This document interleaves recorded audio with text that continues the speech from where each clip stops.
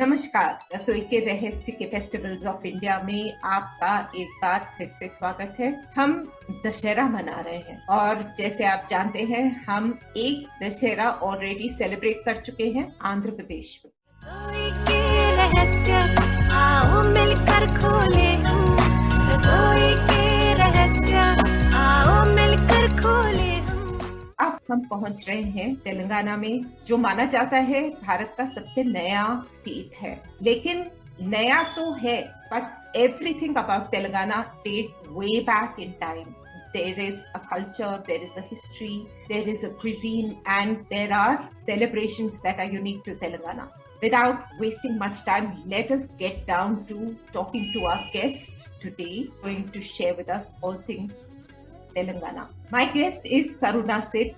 You have already seen her when we spoke with her about Ugadi, and she had so many wonderful stories to tell her. Today, once again, she's here with us to share with us the uniqueness of the 9 days of Navratri that is celebrated in different ways through the country and culminates into the 10th day, that is Dussehra. Welcome to Rasoi Ke Rahasya once again, Karuna. Thank you so much for agreeing to be here. Thank you, Payal, for inviting me on this platform. So tell us, what's new? What's new with Karuna and Telangana? Everything which is old is gold. So Dussehra also means gold because you have the Jami Chetu and the leaves we collect and we give it to the elders for blessings. So Yes. all these traditions which are old are also new because we just revive them and make it accordingly to suit our times and to suit everyone so that it's easily accessible and available. And there are things that we don't even know, about them. And there is so much that is hidden in traditions and hidden with the elders of our families that we don't know about. So I remember you had mentioned you've written a book that we spoke about the last time. Is there something new as well? Actually, written in both my books, I had mentioned about Bathukamma Festival also, I see. which is just before Dussehra, the 9 days of Bathukamma. And basically, this festival I had written because that actually gave an identity to the state. And Yes. it was declared as the official state festival from 2014 after our Chief Minister took over the state. And since then, it's been the most favorite and popular festival. I think that's basically because people are revisiting it. I remember growing up when I was very young, and there used to be this little basti, in behind our house, and I used to be fascinated because there used to be these women, dancing and singing around these little globs of cow dung decorated beautifully with flowers and things like that. It was so fascinating. So let's begin at the beginning. Now, Telangana and these Bathukamma, as it's called, and Dussehra. So who is Bathukamma? I'm presuming it's a goddess, or what it is? It is a goddess, but there's a little history to it. Please share. So Bathukamma means Mother Goddess come back to life. But the festival originated during the rule of Chola dynasty. So one of the kings, I think there was a problem, after a lot of years of prayers, his wife gave birth to Goddess Lakshmi and he named her Bathukamma. So that's how the festival started. That's one way. And the second one is, it is also dedicated to Goddess Gauri because of her battles against the demon king Mahishasura. So it took place for 9 days. And later it became the reason for the Navratri Festival. So Navratri Festival and Bathukamma are both 9 days. Right. Yes. Yeah. It's basically So a no goddess matter- celebrated in different forms. Yes. But it starts on Mahalaya Amavasya, Yes. Petra Masam. So that comes on September 25th, 2022 this year. And it's about celebrating, the beginning of autumn or the Sharad Ritu, and it also marks the end of the monsoon or the rainy season. And these 9 days in tandem with the Durga Navratri, it's celebrated till the Durga Ashtami, just 2 days before Dussehra. And then what we do is, we clean up the courtyards and the houses and we prepare the first few days, that's 5 days of Bathukamma, we prepare cow dung, cone-shaped cow dung lumps we make and put it in the courtyard. And every day we play Bathukamma, and from the 6th day, the colorful flowers, the wild flowers in the season, with those flowers we create Bathukamma. and we sing songs and dance around the goddess Gauri. I somehow was under the impression that Bathukamma is played like how the Durga Puja is done in Bengal. I thought it starts later. So you've corrected me by, telling us that it starts in the beginning with Mahala itself and continues up to the 8th day. Durgashtami. Okay. Yeah. So what is special about, these cow dung balls, like you said, that are created, first 5 days or 6 days you do that and later you say white flour. So is there a difference in this? There is no reason. It's just about the medicinal and medicinal value it's got. And even the flowers also have medicinal value. But the cow dung, once you put it, it's like sanitizing the place. So that's why the cow dung is put. Even for other festivals also, like Sankranti, we use cow dung. So it plays a major role.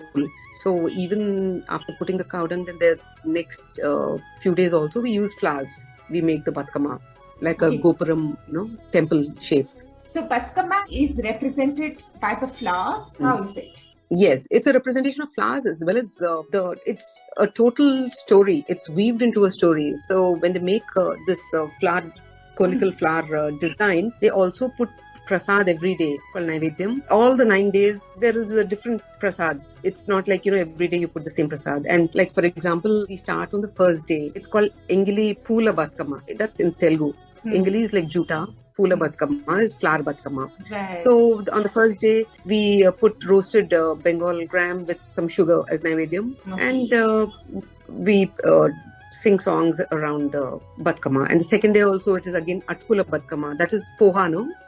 Flattened rice and jaggery we use as prasad. On the third day we use dal, boiled lentils and jaggery with milk. So that's called Muddapapu Bathukamma. And on the fourth day it's called Nanabiyam Bathukamma, which means again wet rice, jaggery and milk is used for the prasad. And fifth day it's called Atla Bathukamma. Atla is, dosas, like pancakes we make. Yeah. So on that day, generally women wear white saris or white color dresses. And sixth day, it's called Algina Bathukamma, means the goddess is sulking. So that day we don't play Bathukamma. Okay. And on that day we don't even put prasad because the goddess is annoyed. And then again on the seventh day we make, it's called Yapakaila Bathukamma, which means these neem fruit is there, no? In that shape we make these deep fried rice flour. Yes. Yeah, so Yapakailu. And on the 8th day again, Venamuddala Bathukamma, the til and jaggery and ghee. And the 9th day is the biggest. So 5 types of cooked rice are made, and along with that a pachadi is made and a sweet called maliza is made. So that's about the prasad. And about the flowers, what happens is all the 8 days we make small decorations and we play around in the evenings only. But on the 9th day, I remember, because this is in the early 80s, my grandmother, she used to make the biggest Bathukamma. It used to be 5 feet and people from all over the city would come. So that day, what happens is, from the factory, all these flowers and foliage come and the staff come and a huge tambalam. Tambalam is a brass plate. All these flowers are, sorted with the foliage and these people come and arrange it from afternoon only. And these flowers, in fact, they're called Tangedpuvu. Tangedpuvu is a state flower. It's Senna, botanical name. And Gunugu Puvu, again it's called Celosia, a botanical name. Marigold is Banti. Chamanti is chrysanthemum. Katlapuvu, Ipomia, lotus, cucurbita, and all these seasonal flowers which are available in the barren plains of our region. So these are used. And some flowers are even colored, like Gunugu Puvus. So those are colored to give that, a rainbow effect. So 7 concentric circles are made. So 7 different varieties of flowers are put. So my grandmother used to, all of us used to join her in, arranging these flowers. And on that day, on the 9th day, since our family owns a temple in RP Road, all of us would play at home and then go to the temple and play there. So a lot of women dressed in, the finest attire and jewelry come there and they get their Bathukammas and they put around this 5 feet one. It's everyone wants to be there on that day because it happens once in a year and people want to see what is so special this year, that kind. And so all of us play there, sing songs, and my grandmother, she used to give us these kolata, the dania sticks, made in silver and gold. So those days we used to play with those. Wow. Now I don't know if all those are there. Yeah, so once they are put in the tambalam and arranged and brought there, they put this gaurama, a turmeric, the symbol of the idol, no? And they put it on inside that Bathukamma. So after we play and sing songs, then the turmeric is used by the women for their Mangal Sutra. Right, like the haldi kumkum, right? Yeah, like the haldi kumkum. But in these songs, there's one very nice, it's got meaning, it's got a story in these songs. And they have, in the rendition, they have these 3 words, uyala. Uyala means swing. Yes, I remember Bathukamma, uyala. Or Bangaru Bathukamma Uyala, like that. So they keep singing. So they have Uyala or Chandamama or Goddess Gauramma. These words are typical in those lyrics. Uyala, isn't Uyala a swing? Yeah, it's a swing. So basically, these are contemporary issues. Those songs are woven around these contemporary issues about women, about the milestones in the woman's life, the relationships, the joys, sorrows.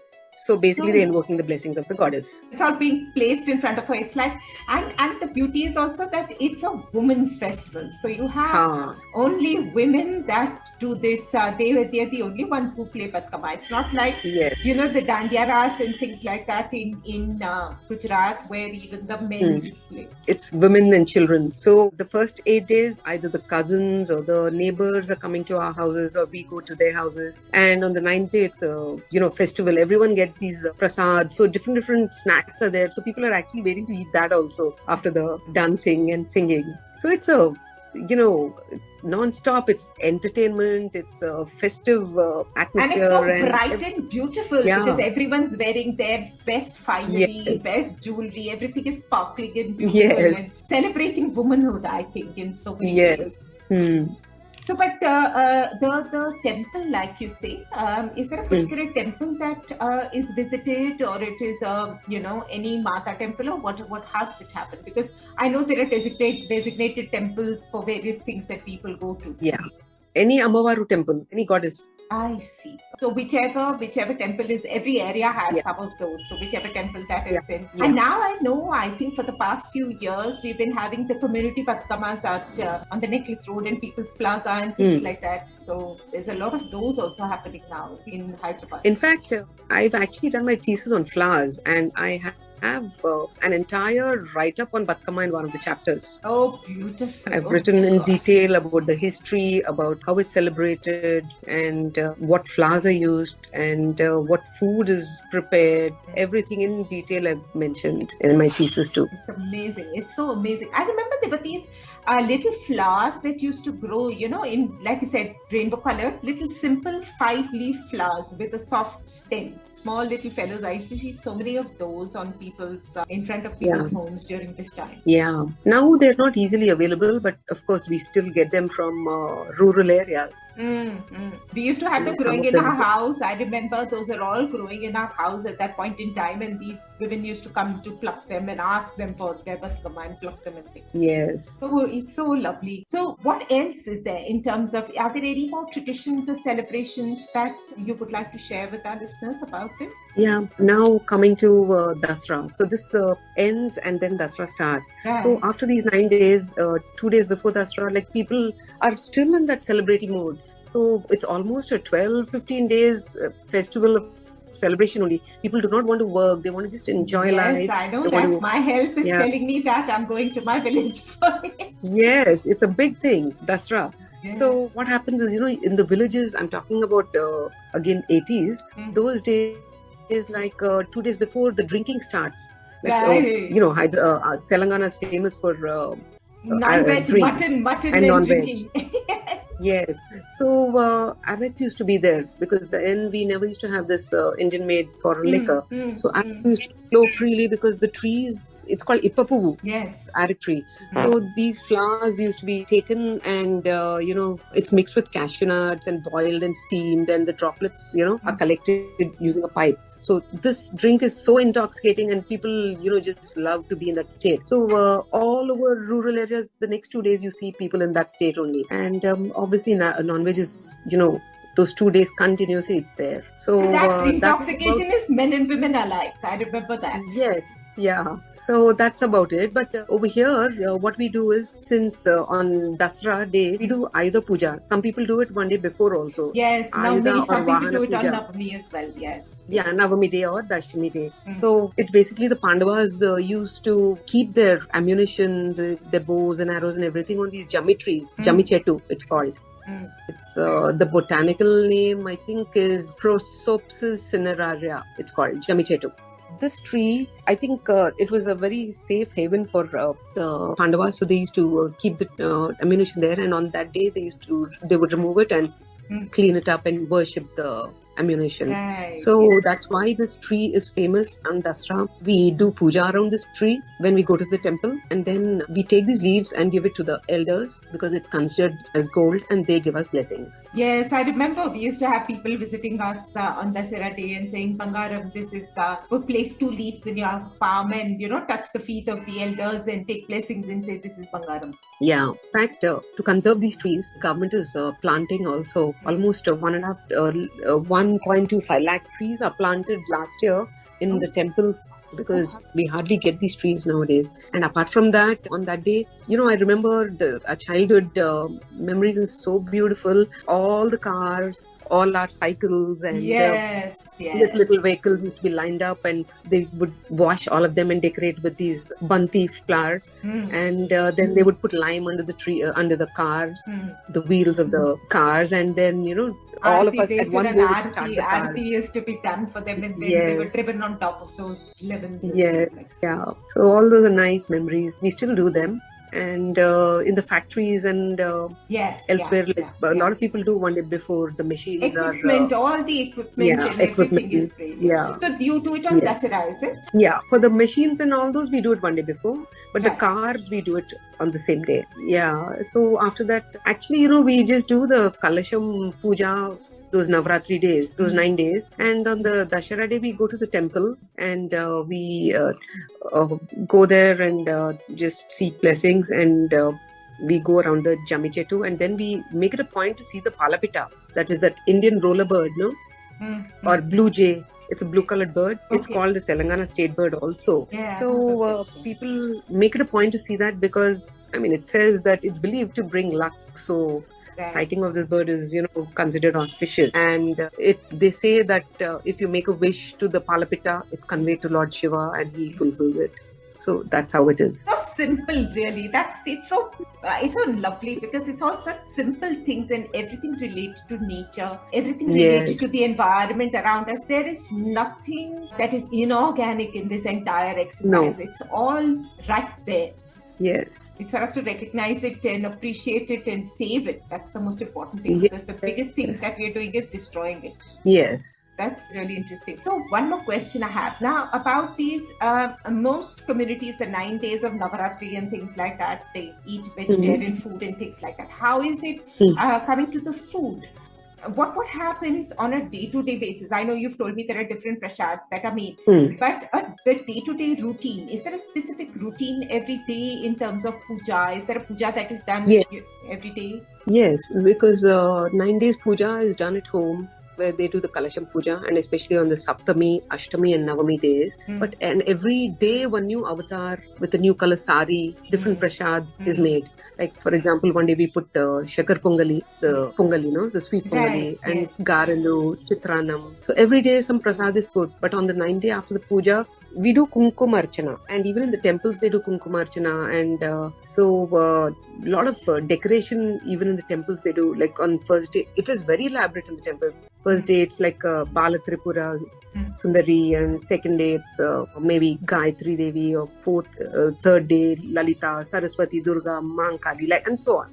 So all the 9 days the temples do it very elaborately. The different avatars of Durga, different avatars. Yeah. So but food, so vegetarian food?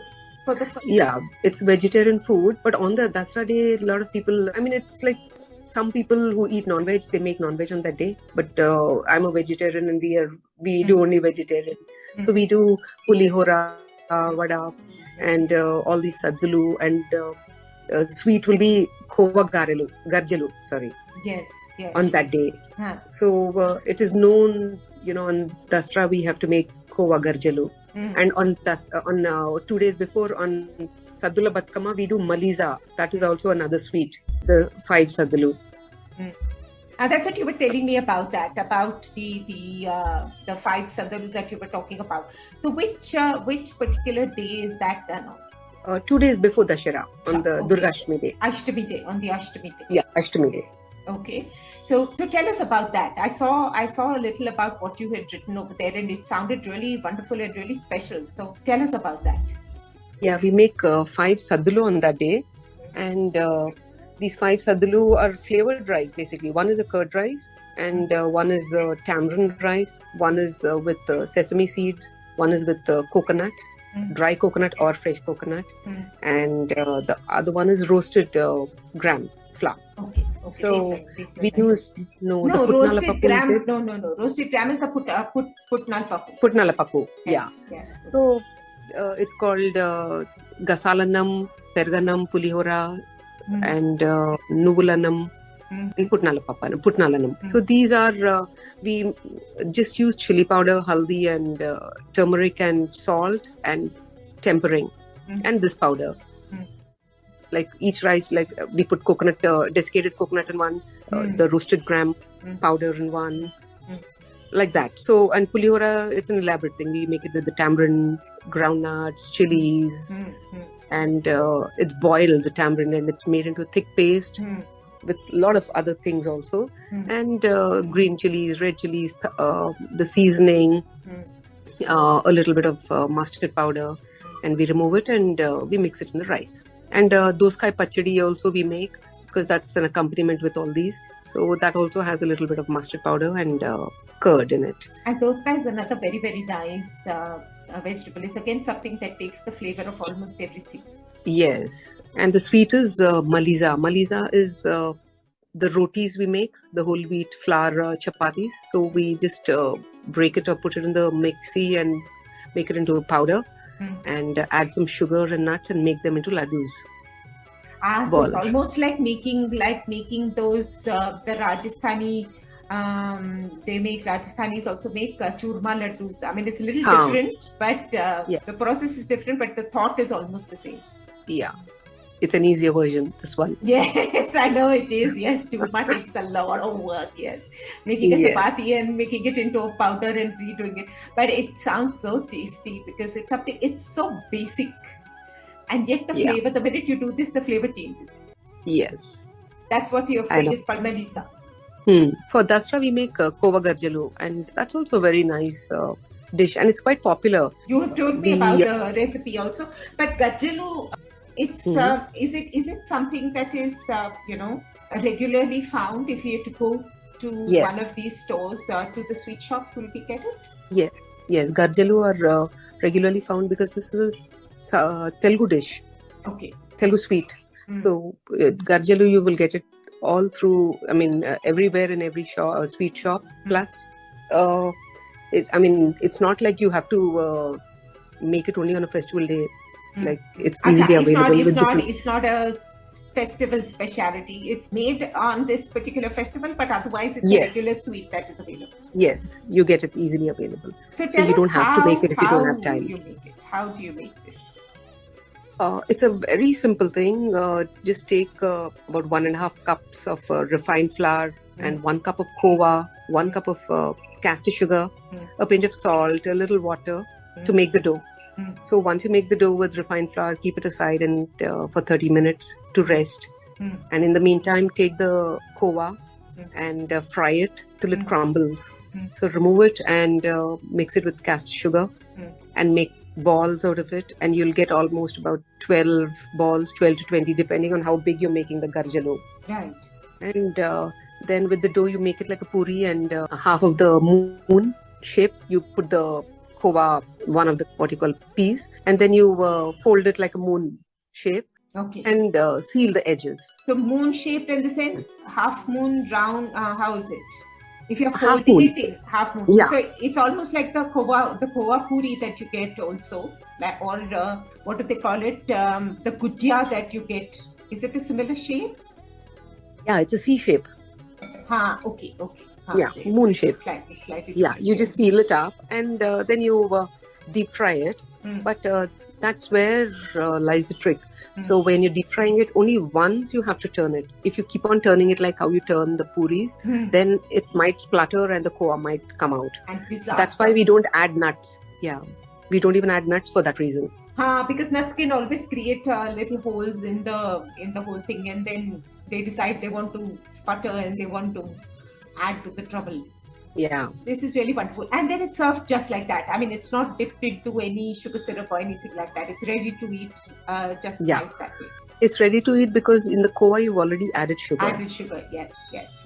And it must be a very nice flavor because the outer coating, the covering is crunchy. It's got crunchy and it's got a little bit of salt, so that little salt when you bite into it and with the sugar then koa inside must be really melts. Yeah, it melts. It's like cheesy. So when it's hot, you eat it. So inside is more soft and sweet, and outside is crunchy and crisp. It's very nice. I think I should arrange Anzo pickup from you. Oh, sure.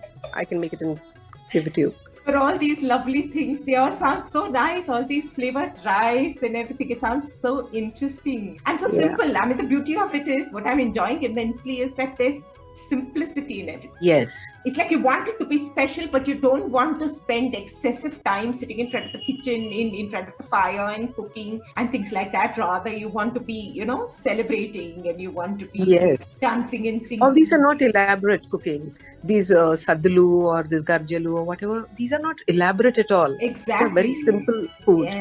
Yes, exactly. Oh, this is really wonderful, and there's so much information that has come out that, I've not even skimmed the surface. I used to only see things, having grown in this region for so many years, and people around me, I'm presuming today, were locals, because I know more about it from you. This little scratching beneath the surface is really, really interesting. So is there anything else that we should know about this? Are we ready to celebrate?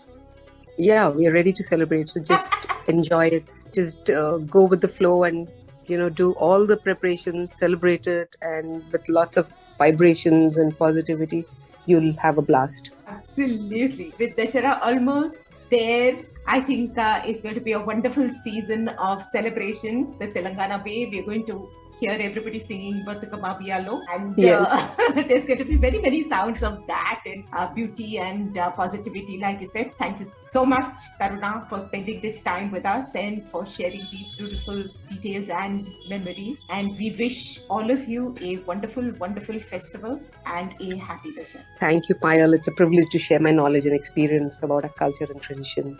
Thank you so much, and wishing you a happy Dussehra. Don't forget my Danzo package. Garjelu. Yes, definitely. Wonderful. ये रसोई के रहस्य में ये बहुत ही खूबसूरत episode था। आज बहुत सारी नई चीजें तेलंगाना के बारे में, तेलंगाना के दशहरे और 9 दिन उससे पहले जो नवरात्रि होती है अलग तरीके से, उसके बारे में। जुड़े रहिए हमसे, अभी और दशहरा बाकी है। हम फिर मिलेंगे और जाएंगे एक दूसरे रीजन में दशहरा मनाने। तब तक के लिए नमस्कार।